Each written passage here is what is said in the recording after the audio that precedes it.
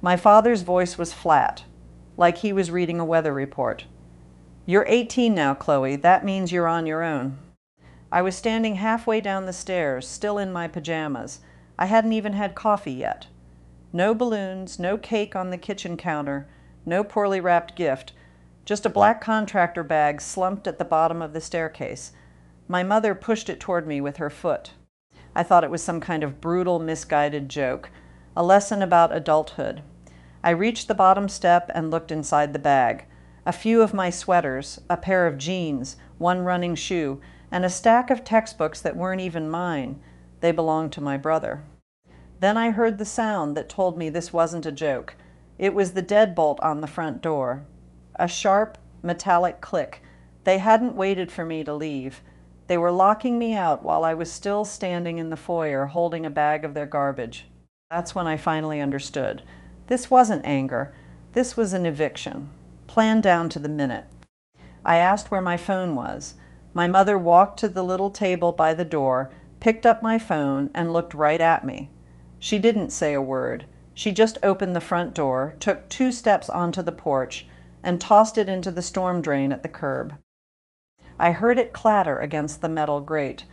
"Plans canceled," she said, her voice thin and tight. "Figure it out." Before I could process that, I heard the rumble of my own car starting in the driveway. My Subaru. My father backed it down the driveway, the tires crunching on the gravel. He rolled down the window just long enough to look at me without really seeing me. "Title was in my name anyway," he said. Then he drove away to sell it. I just stood there, frozen. Through the front window, I could see my brother Mason watching from the top of the stairs. He wasn't sad. He wasn't confused. He was smiling. He leaned over the banister and mouthed 2 words at me. "My turn."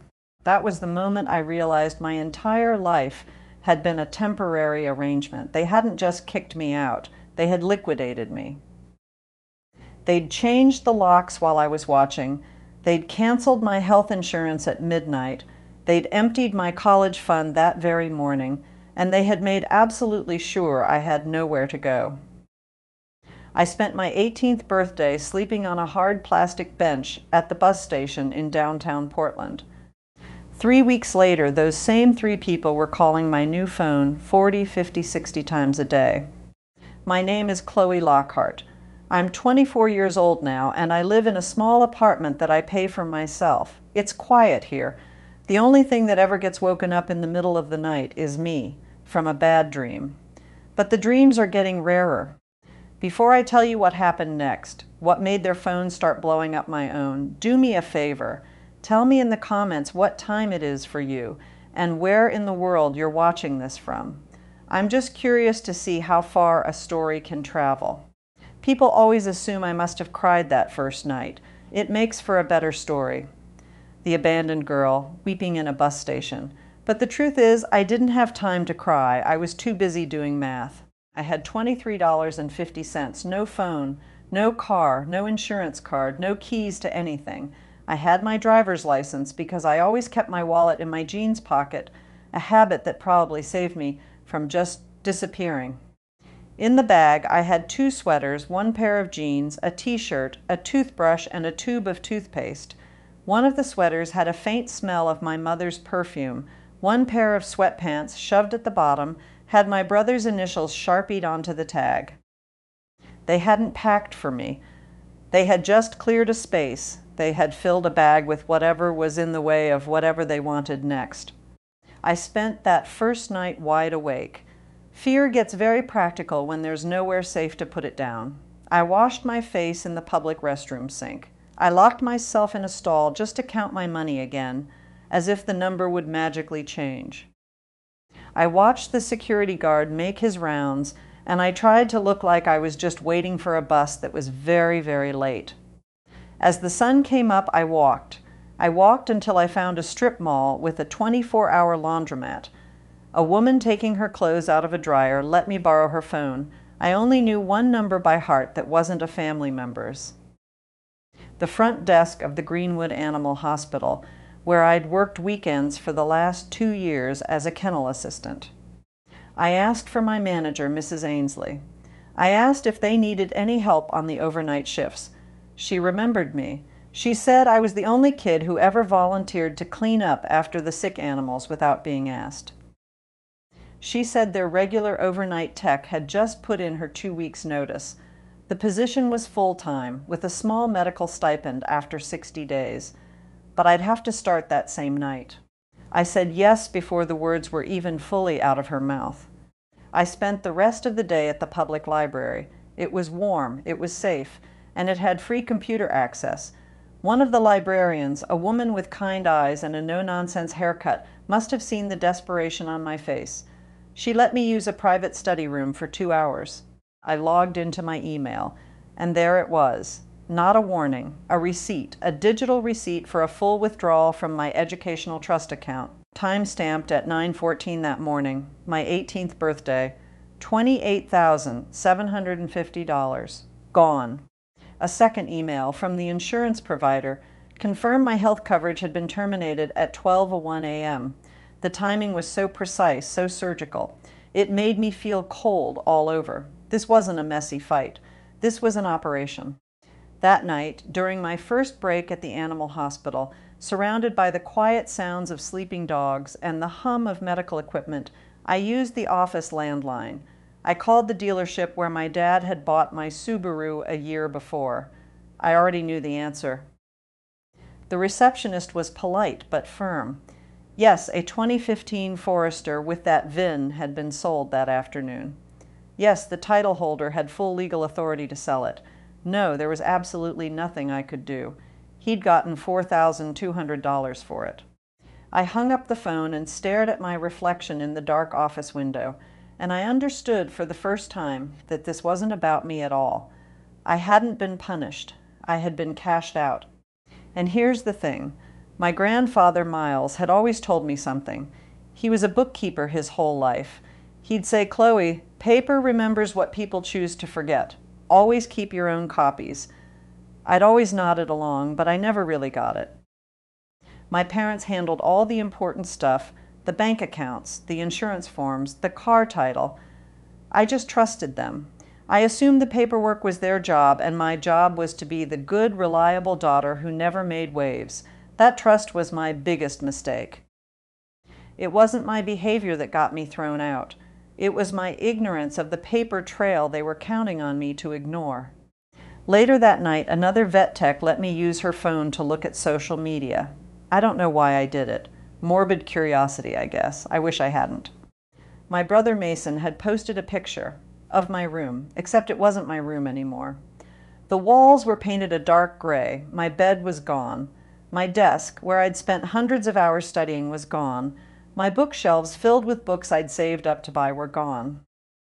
In the center of the room, where my bed used to be, sat a huge black and red gaming chair and a massive glowing computer setup. The caption read, "Finally got the office upgrade I deserved." There were dozens of laughing emojis from his friends, from our cousins. That was the moment something inside me broke. But it didn't break into tears. It broke into something harder, something cold and clear. I didn't need their apology anymore. I didn't need them to understand my pain. I needed distance. I needed evidence. And I needed a plan. Because when people smile that openly while they are erasing you, you stop asking if they ever loved you. You start asking what they're going to do when they realize they need you back. For the next 2 weeks, my life smelled like disinfectant and was lit by fluorescent bulbs. I worked the overnight shift from 10 p.m. to 6 a.m. I monitored animals recovering from surgery. I administered medications. I cleaned cages. I learned the quiet, rhythmic work of keeping things alive while the rest of the world slept. During the day, I slept where I could. For a few nights, it was a cot in a women's shelter near the highway. The blankets were thin, and the air was thick with the silent anxieties of a dozen other women whose lives had also hit a wall. After I got my first paycheck, a real check with my name on it, I started staying at a cheap motel that rented by the week. The lock on the door worked. That's all that mattered. One of the senior vet techs, a guy named Leo Holloway, started noticing things. He was quiet, had tattoos all the way up his arms, and always had headphones on, listening to some loud, angry music. but he saw everything. He noticed I always wore the same jacket. He noticed I only ever ate food from the vending machine. He didn't ask in a prying way. He just came into the break room one morning as I was getting off my shift and set a cup of real coffee in front of me. "My aunt has a room over her garage," he said, not even looking at me. "She rents it to students sometimes. It's small, but it's clean. $80 a week, utilities included." I just stared at him. I tried to say thank you, but the word got stuck in my throat. I just nodded.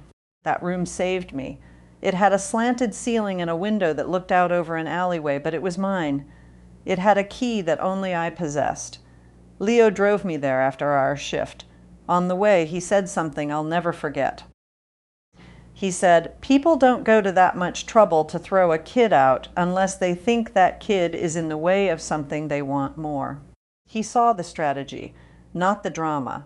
It was the first time I felt like someone else was reading the same story I was. In my old life, I was the fixer. I got good grades. I used my paycheck to buy groceries when my dad's commission check was late. I drove my brother to his endless sports practices. I filled out the complicated school forms and financial aid applications because my parents found them confusing. I had spent my entire adolescence being useful. So why throw me away the second I became a legal adult? The question was a piece of glass in my mind. Then the answer started to arrive, in pieces. The first piece was a voicemail forwarded to me by the social worker at the shelter I'd stayed at. It was my grandfather's voice, my grandpa Miles. His voice was shaky, but underneath it was a layer of cold fury. "Chloe, honey, it's Grandpa. Call me. Do not talk to your parents. Don't listen to a single word they say until you talk to me first." An hour later, another message from him. "They're telling people you ran away. They're telling everyone you had a breakdown. It's a lie, Chloe. Call me." I called him from the office phone at the animal hospital, my heart pounding. He didn't waste a second on platitudes. He asked if I was safe. He asked if I had my ID. He asked if I had written down the exact date and time of everything that happened. Then he said the sentence that cracked the whole thing wide open. "Your father is in serious financial trouble, Chloe. He lost a lot of money on a bad investment. They didn't just want your room. They needed your money." I went completely cold. It felt like the floor had dropped out from under me. He told me not to answer any calls from unknown numbers. He told me not to believe a single word about how worried they were. He said my father had come to him a month before my birthday, asking for a substantial loan. Grandpa Miles had refused. He said my dad had gotten angry and started talking about restructuring the household assets. My grandfather thought he meant selling the boat or canceling a vacation. He never imagined his own son meant liquidating his daughter. Then he said, "I need to see you in person. There are things you don't know about that college fund. And there's a reason they're about to start calling you." For the first time since my birthday, I felt a flicker of something other than fear. My family hadn't just betrayed me. They had made a massive miscalculation. I met Grandpa Miles at a small coffee shop in Brunswick, a town over, the kind of place with mismatched mugs and a bulletin board covered in local flyers. He looked older than he had at Christmas, not frail, just disappointed. Like the world had shown him a side of itself he'd hoped never to see. He gave me a long, hard hug. Then he held me at arm's length and just looked at my face, like he was trying to assess the damage I was trying so hard to hide. I expected him to offer comfort. Instead, he slid a worn manila folder across the table. "Read the top page," he said. It was a copy of the original charter for the Chloe Lockhart Educational Trust. I'd always heard it called my college fund. I'd always been told it was money my parents were sacrificially putting away for me. I'd spent years feeling a mixture of gratitude and guilt about it. But the document in front of me told a different story. The trust had been established 10 years ago. The funding source wasn't my parents' income. It was my grandmother's estate. My grandfather Miles was the one who set it up after she passed away. I, Chloe Lockhart, was the sole named beneficiary. My parents were listed only as custodial managers. Their authority was temporary. and it was supposed to end on my 18th birthday, at which point control was supposed to transfer directly to me. I looked up from the page, my head spinning. Then, how did they take the money? His jaw was tight. They weren't supposed to. The charter is very specific. The funds can only be withdrawn for direct, pre-approved educational expenses. A check written to a university, for example. What they did, transferring the entire balance to their personal checking account, was a violation of the custodial agreement. He paused. It may have been illegal. I couldn't breathe. All those years, all those times my mom had said, "You'd better keep your grades up if you want us to pay for college." All those lectures from my dad about how lucky I was that they were investing in my future. It was all a performance. The money was never theirs to give or to withhold. It was mine. It had always been mine. Grandpa Miles told me the rest of the story. My father had partnered with a friend from his golf club to invest in a new artisan pizza restaurant. The venture had failed catastrophically within 6 months. My dad was on the hook for over $32,000 in supplier debts and broken lease agreements. Their credit cards were maxed out. They'd missed 2 mortgage payments on the house. My mother had been shuffling money between accounts, trying to keep up appearances, praying for a miracle. My brother, spoiled and resentful of the attention my good grades brought me, became the convenient excuse. But it was never about the space, it was about the access. They kicked me out precisely on my 18th birthday because that was the day the trust was most vulnerable, in the legal limbo between their custodianship ending and my control beginning. They thought they could grab the money before I was savvy enough to understand the paperwork.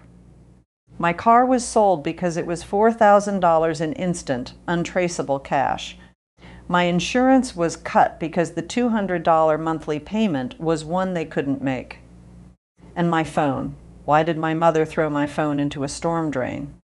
Grandpa Miles looked me right in the eye. So you couldn't call a lawyer, so you couldn't take pictures, so you couldn't document the timeline. It wasn't an act of anger, Chloe. It was the destruction of evidence. My stomach turned over. That single violent act hurt more than the financial theft. Because it was so personal. It was my own mother deliberately and methodically cutting me off from the world to protect a lie. Then he told me the final piece, the reason they were about to start calling.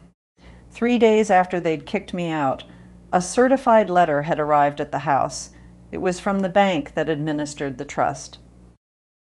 It was a standard procedure letter informing them that due to the beneficiary reaching the age of majority, a full accounting of the recent large withdrawal was required. To close the loop, they needed a form signed by me. They couldn't get away with it without my signature. They had built a cage and accidentally locked themselves inside it, with me holding the only key. They aren't looking for their daughter, Grandpa Miles said, his voice soft but firm. They're looking for a signature. I sat there, gripping the edge of the flimsy table. A fact is not an accusation, it is a foundation. For weeks, my pain had felt like a shapeless, swirling fog. Now it had a blueprint, it had names and dates and dollar amounts. And once betrayal has a pattern, it stops feeling like your fault and starts looking like a felony. "What do?" I whispered. He reached across the table and put his hand over mine. "First, you survive. Second, you document everything. Third," he said, a grim look on his face, "you let them call you. You let them show you exactly who they are." That meeting changed everything. The exhaustion was still there. The fear was still a low hum beneath the surface of everything I did. But for the first time since my birthday, my life wasn't just a series of defensive moves. It was starting to point somewhere. Leo, my coworker, drove me to the local community college. We both smelled like antiseptic and dog fur. I sat down with an academic advisor who, instead of talking about 4-year dreams, talked about 2-year realities. She showed me a certification program for veterinary technicians. It was practical, it was stable, it was a path I could start walking right now. I enrolled that afternoon. I paid the first tuition installment, $325, with money from my own paycheck. I stared at the receipt for a full minute in the parking lot. I had just paid for my own future. No permission asked, no gratitude required. I had to get back in Leo's truck quickly before I started crying, not from sadness, but from the terrifying, exhilarating shock of my own agency. But the world doesn't just stop while you're healing. The calls started, blocked numbers, unknown numbers. Then the flying monkeys appeared. An aunt I hadn't spoken to in a year texted me about the importance of family unity. A former neighbor of ours sent me a Facebook message saying she'd heard I was going through a difficult phase and that my mother was worried sick. An old friend of my dad's called and left a voicemail talking about how adulthood means learning to forgive. Not a single one of them asked where I was living. Not one asked how I was eating. Not one asked how I felt, having my life dismantled on my birthday. Their concern was a one-way street, and it only led back to my parents' front door. Their job was to manage my reaction, not to question my parents' actions. Then my brother Mason sent me a message from a new anonymous account. Heard you're being stubborn. If you just sign the papers Dad needs, he said he might help you out with some school money later. I read the message 3 times. The casual, entitled cruelty of it took my breath away. He wasn't just complicit. He was an active participant, dangling my own stolen money back in front of me like a treat for a disobedient dog. I screenshotted the message. I emailed it to myself. I printed it out on the office printer at the animal hospital and added it to the manila folder Grandpa Miles had given me. That folder was becoming my most prized possession, the trust statement, the insurance cancellation notice, the email from the car dealership confirming the sale, the screenshot from Mason, my own typed out timeline of my 18th birthday. Each document was a brick in the wall I was building between their story and the truth. My grandfather helped me get a free consultation with a lawyer from a legal aid society. She was a woman in her 50s with a sharp, intelligent face. She read through my folder in complete silence, tapping a pen against the desk. When she finished, she looked up at me.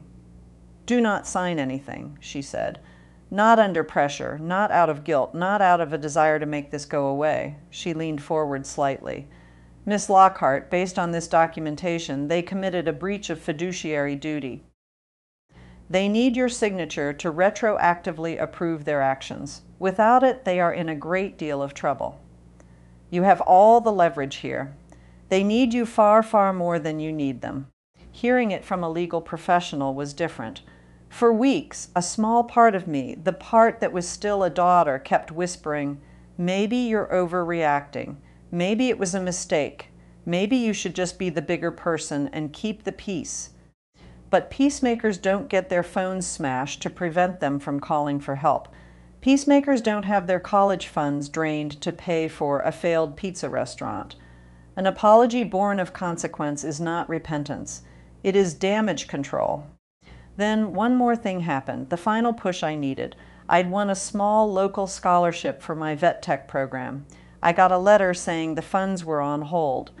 The reason? A discrepancy in my financial aid application regarding prior educational funds. They needed proof of my independent status and a clear explanation for what happened to the trust my parents had declared on previous forms. My family's actions weren't just a painful memory anymore. They were now an active barrier to the new life I was trying to build with my own 2 hands. I sat in my car in the community college parking lot, holding that letter, and I felt an anger so clean and pure it felt like a spotlight. They had taken my past, they had taken my sense of safety, they had taken my home. I would not let them poison my future, too. I made a decision. I wasn't going back to beg. I wasn't going back to argue. I was going back one last time, on my terms, with my folder of facts. I wasn't looking for an apology to heal me. I needed to see their faces, to hear their voices, and to know for certain if there was any love left underneath the wreckage. I needed to hear the truth so clearly that I would never again doubt my own memory of what they did.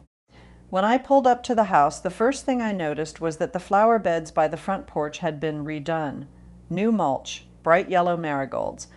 It looked so neat, so cared for, so normal. The hypocrisy of it made me angrier than the new lock on the door. I had my phone in my coat pocket, recording audio. Leo had offered to wait in his truck down the street. Grandpa Miles had told me to stay calm and just state the facts. The legal aid lawyer had told me my only goal was to confirm their motive on tape. I rang the doorbell. My father opened it. He saw me and just froze. My mother appeared behind him a second later, her hand flying to her chest in a gesture of performed shock. My brother Mason was visible at the top of the stairs, a smirk on his face that vanished when he saw the look on mine. I wasn't the broken, crying girl they'd thrown out. "I'm not staying," I said, my voice steadier than I expected. "I'm here to talk about the $28,750 you withdrew from my educational trust." My father tried to bluster his way through it. "You run off for weeks, and now you come back making wild accusations?" I held up the manila folder. "I didn't run off. You threw me out. You smashed my phone. You sold my car. Let's not start with lies." My mother's eyes filled with tears, the same tears I would have once done anything to stop. Now they just looked like water. "Chloe, we were under so much pressure.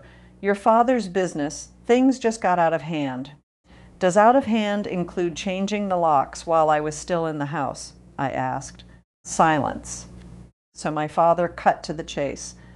"Look, there's some paperwork from the bank. It's just a formality. We need you to sign it to clear things up."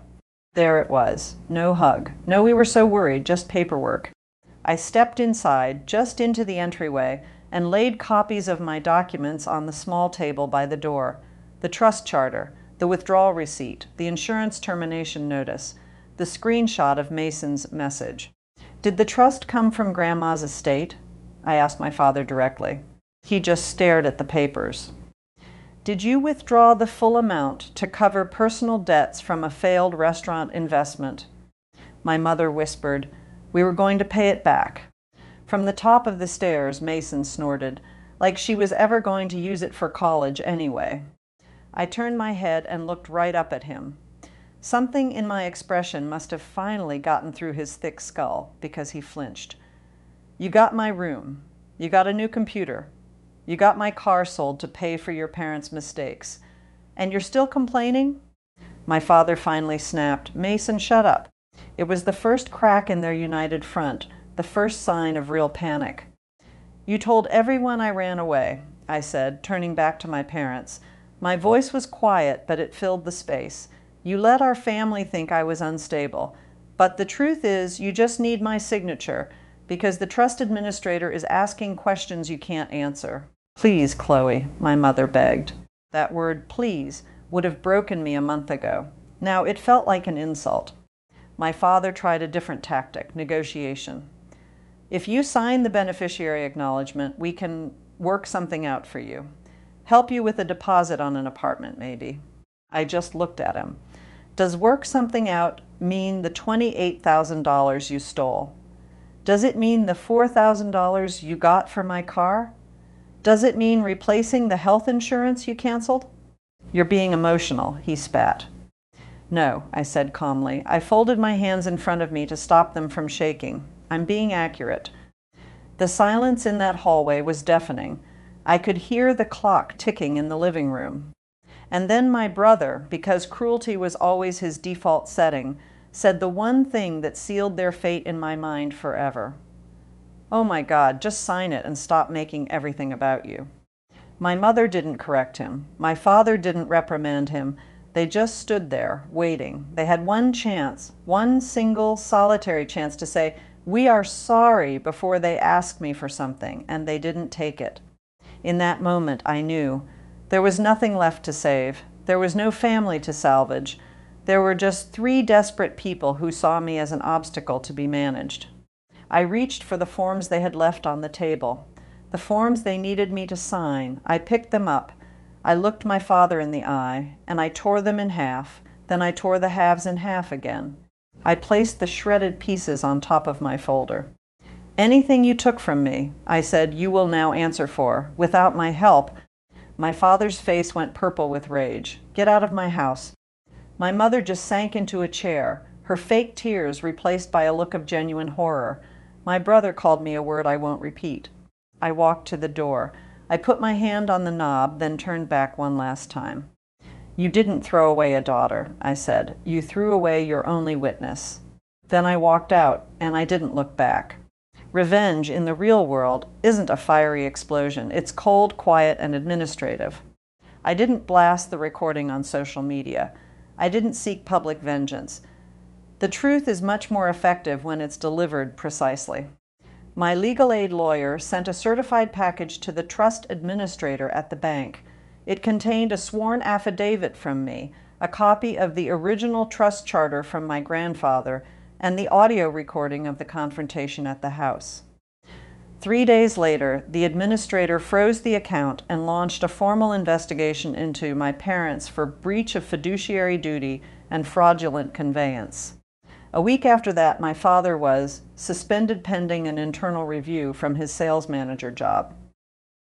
Turns out, when you're being investigated for misusing beneficiary funds, it raises red flags with employers, especially if you've used your position to secure loans or make financial declarations. He was quietly forced to resign a month later. My mother tried to do damage control with the family. She called aunts and uncles, spinning a story about my instability and ingratitude, but it was too late.